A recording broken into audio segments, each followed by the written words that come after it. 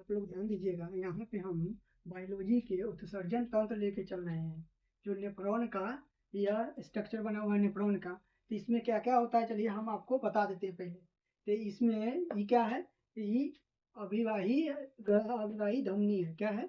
अविवाही धमनी है। उसी में अपवाही सीरा भी होता है। ये अविवाही धमनी है, ये अपवाही सीरा होता है। उसके नीचे क्या होता है, ये ग्लोमेरुलस होता है। ग्लोमेरुलस होता है, क्या होता है? ग्लोमेरुलस।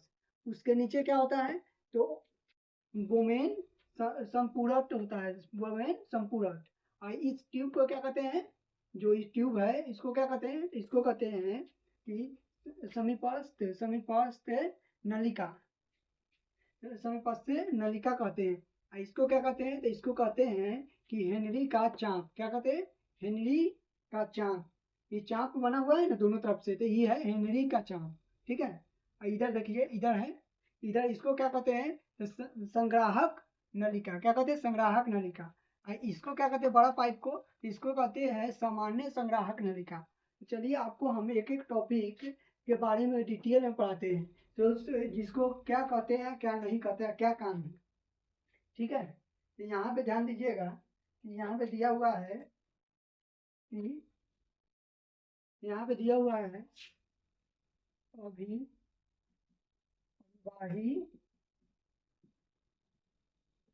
धमनी। अविवाही धमनी। तो अविवाही धमनी में क्या होता है, तो अविवाही धमनी में होता है कि खून को ग्लोमेरुलस के अंदर ले जाती है। तो खून को क्या, अविवाही धमनी है ना, खून को कहाँ ले जाती है, ग्लोमेरुलस के अंदर। ये ग्लोमेरुलस है, कटोरा बना हुआ है ना, ये इसको क्या कहते हैं, ग्लोमेरुलस। ये अविवाही धमनी कहाँ ले जाती है खून को, तो इसके ग्लोमेरुलस के अंदर ले जाती है। ठीक है।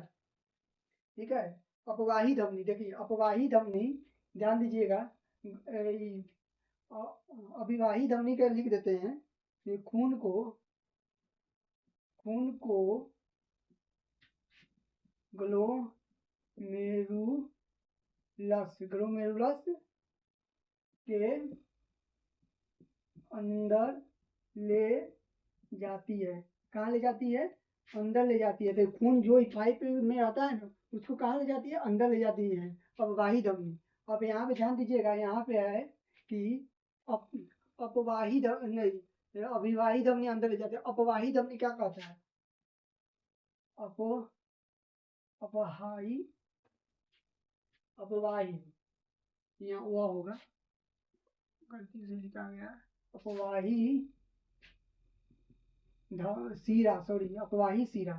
अपवाही सीरा क्या करती है, तो अपवाही सीरा आपका यह करती है कि खून को ग्लोमेरुलस के बाहर ले जाती है। तो ये अंदर में अपवाही धमनी अंदर, अविवाही धमनी अंदर ले जाती है, अपवाही सीरा इसको बाहर में ले जाती है, खून को बाहर में निकाल देती है। ठीक है। इसको खून को अपवाही सीरा जब भी लगेगा तो क्या करती है, तो खून को बाहर निकालती है। किससे बाहर निकालती है, तो ग्लोमेरुलस से। अविवाही धमनी आएगा तो वो अंदर ले जाती है। कहाँ ले जाती है, तो ग्लोमेरुलस में ले जाती है। ठीक है। तो यह खून को ग्लोमेरुलस से बाहर ले जाती है। कहाँ ले जाती है, बाहर ले जाती है। ठीक है। अब हम लोग चलते हैं, ई दूगो हो गया, आप समझ गए। ई दूगो, ये खून अंदर ले जाती है, ये खून बाहर ले जाती है ग्लोमेरुलस से। ग्लोमेरुलस के बारे में पढ़ते हैं, इसका कुछ पॉइंट के ऊपर लगे तो वो ध्यान रखिए।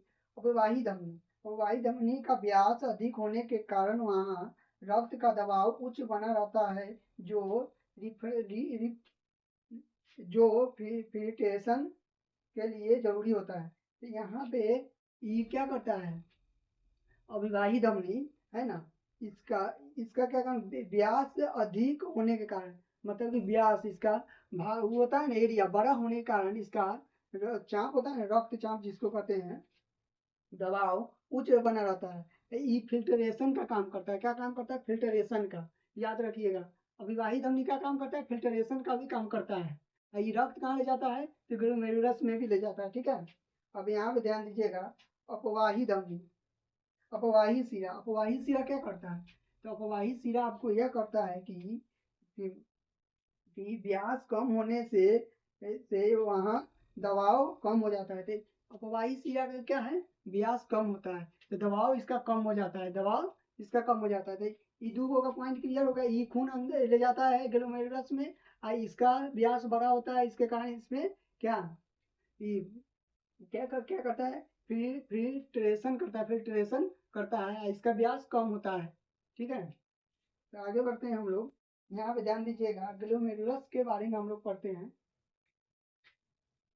Glow glomerulus glomerulus glomerulus glomerulus आपको पता होगा कि कटोरा जो नुमा बना हुआ है वो ग्लोमेरुलस है, लेकिन इसका क्या काम है इसके बारे में पढ़ते हैं।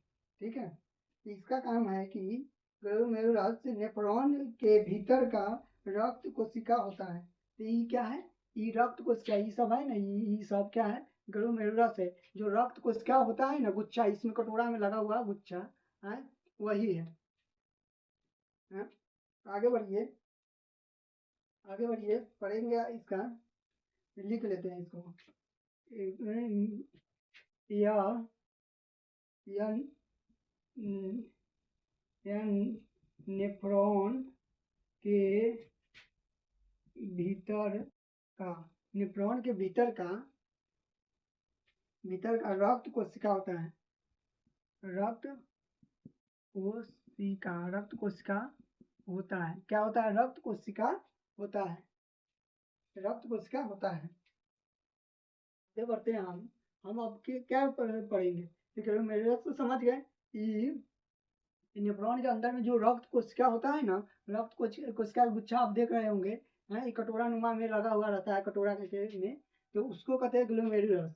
इसमें कौन ले जाता है, अविवाही धमनी खून ले जाता है, इसका व्यास बड़ा होता है, इसके लिए इसका दबाव अधिक होता है, फिल्ट्रेशन भी करता है, खून बाहर को ले जाता है, अपवाही शिरा है, जो इसका व्यास कितना होता है, कम होता है। आगे बढ़ते हैं। बोमेन बोमेन बोमेन संपुट, बोमेन कैप्सूल भी इसको कहते हैं, बोमेन कैप्सूल भी कहते हैं, बोमेन बोमेन कैप्सूल बोमेन कैप्सूल कहते हैं, या बोमेन संपुट भी कहते हैं। इसमें कोई अंतर नहीं है, दोनों एक ही चीज का नाम है। इसका काम क्या है, बोमेन का काम क्या है, तो बोमेन का काम है कि जो ग्लोमेरुलस को घेरे रहती है, ये क्या करती है, जो ग्लोमेरुलस को घेरे रहती है, उसमें ग्लोमेरुलस के द्वारा आना छाना हुआ खून का तरल पदार्थ सबसे पहले जाता है।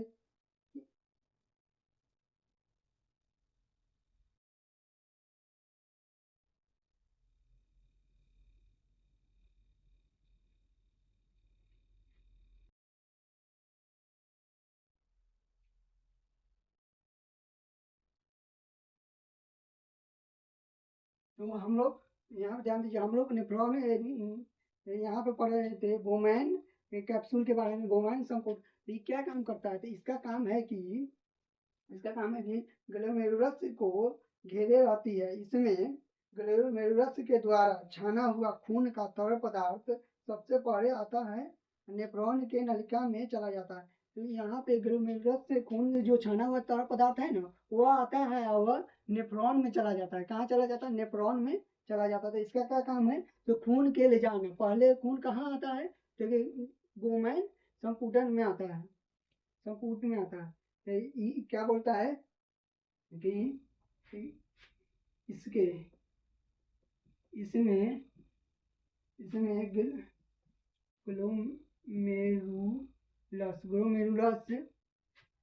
ग्लोमेरुलस के द्वारा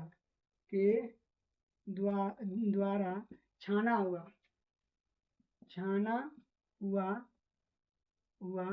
रक्त, तरल रक्त आता है, और